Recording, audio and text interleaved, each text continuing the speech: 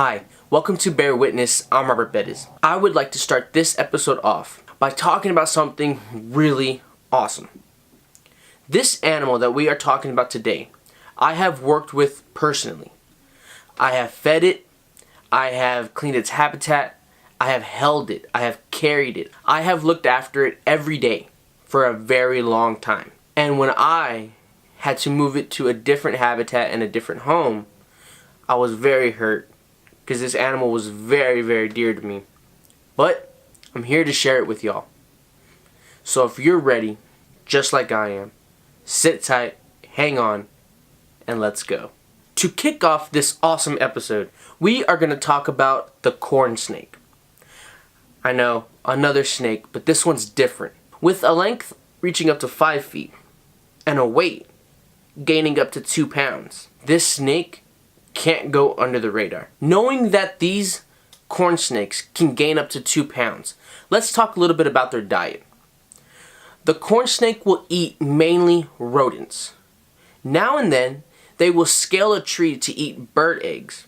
But their main thing, their steak and potatoes, is rodent. You can find the corn snake, obviously, in cornfields. But a lot of people are like, well, why do they live in these cornfields? What makes them live in these cornfields? In any cornfield, you will find an X amount of rodents. This is their main diet. Well, if it was me, I'll live where my favorite food is. The young corn snake will start out by eating lizards. As the corn snake grows, so does their prey. If you don't know what this means, it's very simple. It just means as they get bigger, they'll go hunt for bigger food. So when they reach their max, they're already getting the rodents and the eggs. But when they start off as young and get bigger, they have to eat what their body allows them to. They cannot go out and catch a fully grown rodent. It just won't happen. But they can have lizards, small insects, stuff like that they know this fits in me, I can hunt it, and I'm full after I'm done eating it. And then little by little, when they grow, they'll get to that rodent bird stage. Talking about their young, let's go and branch off to their breeding process. As soon as winter is over, the female will put off this smell to attract the males.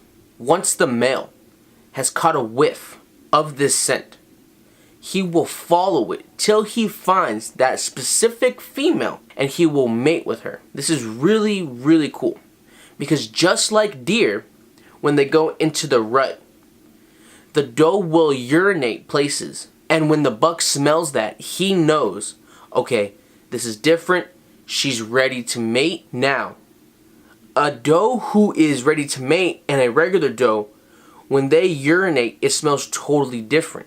It has different pheromones in it that the buck can identify, okay, this one's not ready, but this one is. And he will keep that scent and follow to that doe and mate with her at this time. It's the same thing with these snakes. The male is going to smell that scent that the female is getting off, find her, and mate with her. 1 month after the mating has been done, the female will egg. This means that inside of her, her babies are starting to form into the egg process. Now, the female, one female, can lay up to 24 eggs. Once she lays these eggs, she will leave them. Granted, she's going to leave them in a safe place, knowing, okay, they're going to be safe here, they have a better chance of living. Unlike sea turtles, when the mother lays them, she will dig a hole into the sand, lay her eggs, and cover them, and then go back to the ocean.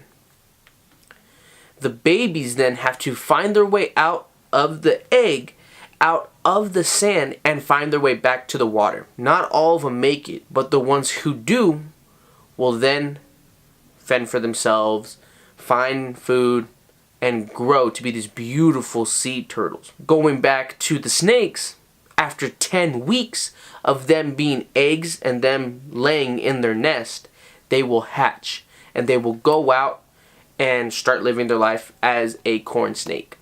So let's talk a little bit about some fun facts Did you know that the corn snake will actually go into hibernation? A lot of people wonder why in the winter, when some of the cornfields die, do you not see these snakes? Well, don't worry. When that heat comes out, you're gonna see those snakes again. I was taught that there's another nickname for these snakes. Because of its description, they are white with these red-orange lines going all the way down, which makes them look like a candy cane. I was talking to this man one time, and he asked me, "What do you do?" And I told him, well, I work with, this animal, I care for their habitat, stuff like that. And I told him, one of the things that I care for is this reptile. It's a candy cane corn snake. And he looked at me like if I was crazy. And he looked at me, he's like, "I've never heard anybody call it a candy cane corn snake." And I was like, "I'm sorry, I was taught that this is also another nickname." And he goes, "Wow, that's very strange to me." And he goes, "Well, what about the ones that are also black?"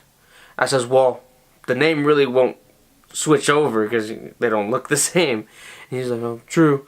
And so I started laughing. He started laughing. And he was like, "Well, thank you for that information." I'm like, "Yeah." So the moral of the story is, now that you know the information, go and share it also. I think it's pretty cool. If you ever get a chance to work with a snake, you can feel his whole body moving as one as it slithers through.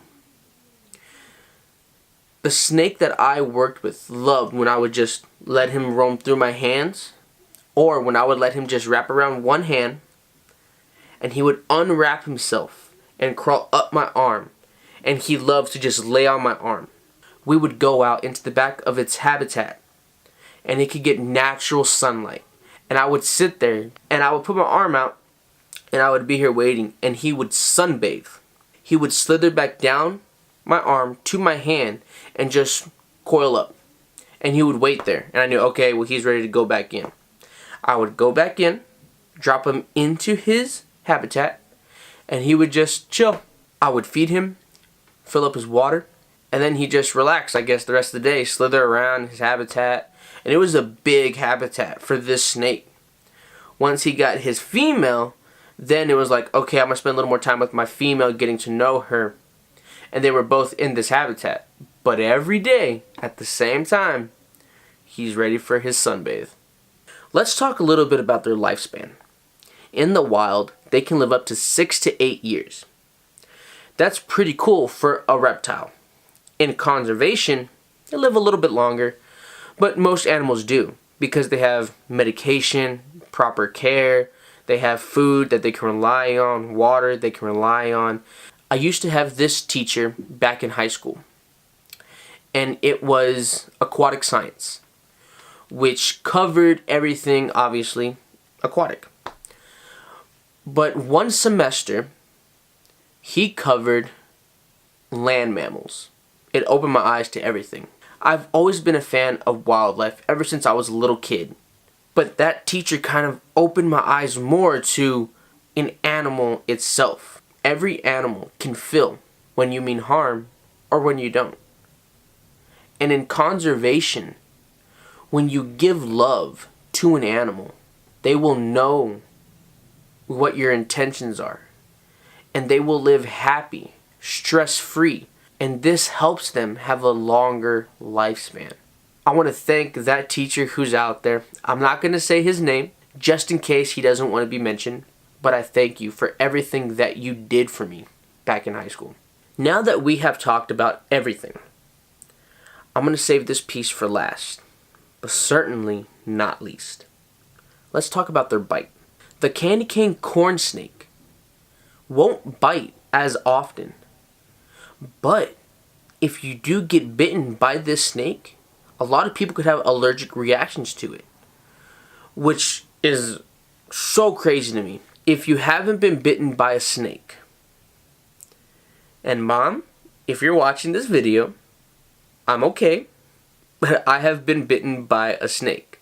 Yes, this is your first time hearing about it, but I have been bitten by this kind of snake. For me, it kind of felt like two bees stinging me at the same time, with like a lot of force. That's kind of what it felt getting bit by this particular snake. Now, granted, he's not venomous, he's not anything, and it was just a bad accident. I picked him up. Snake 101. You're never supposed to go in front of its face or pet the back of its head or anything. It's mainly the body. You never see anybody messing with the head. He had a piece of hay stuck along the back of its head.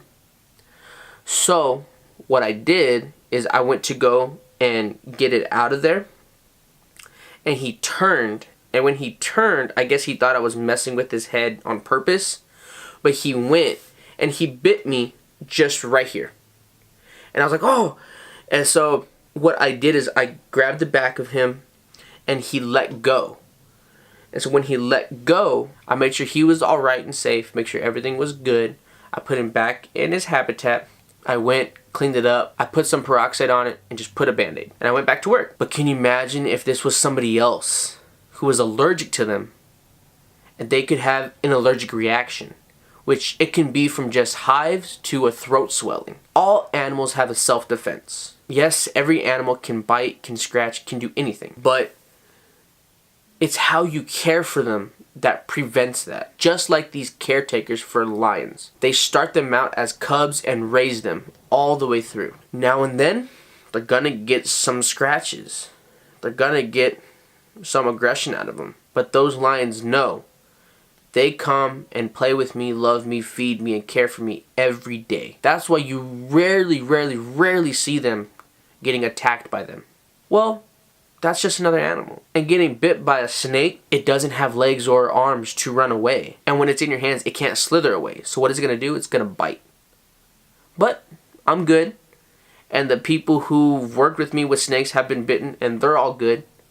So if you ever own a snake, or you ever go out and try to encounter one-on-one with these snakes, just be careful. I want to thank you all who have viewed, liked, and subscribed to my channel. Again, if you ever want a video just for you, message me on my social media, drop a comment, or just email me with your name and the animal you want, and I will definitely do it for you. I'm Robert Bettis. This is Bear Witness. Have a great day. Bye.